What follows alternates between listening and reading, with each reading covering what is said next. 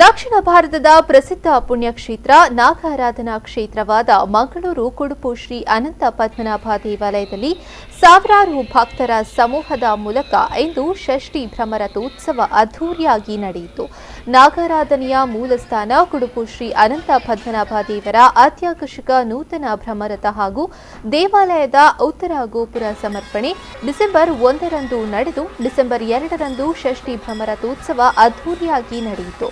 ಇನ್ನು ದೇವಾಲಯದಲ್ಲಿ ಮುಂಜಾನೆಯಿಂದ ನವಕ ಕಲಶಾಭಿಷೇಕ, ರಥ ಕಲಶ, ಮಹಾಪೂಜೆ ನಡೆದು ಮಧ್ಯಾಹ್ನ 1 ಗಂಟೆಗೆ ಗರುಡನ ಪ್ರದಕ್ಷಿಣೆಯಾದ ಬಳಿಕ ಸಾವಿರಾರು ಭಕ್ತರ ಸಮ್ಮುಖದಲ್ಲಿ ಭ್ರಮರಥೋತ್ಸವ ಅದ್ದೂರಿಯಾಗಿ ನಡೆಯಿತು.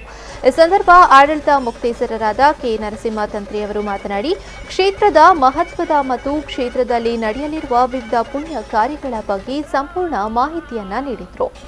ಇನ್ನು ನಾಳೆ ಡಿಸೆಂಬರ್ 3ರಂದು ಬೆಳಗ್ಗೆ 7 ಗಂಟೆಗೆ ಜಿಲ್ಲೆಯಲ್ಲಿ ಅಪೂರ್ವ ವಿಶಿಷ್ಟವೆನಿಸಿದ ಜೋಡು ದೇವರ ಬಲಿ ಉತ್ಸವ ನಡೆಯಲಿದೆ.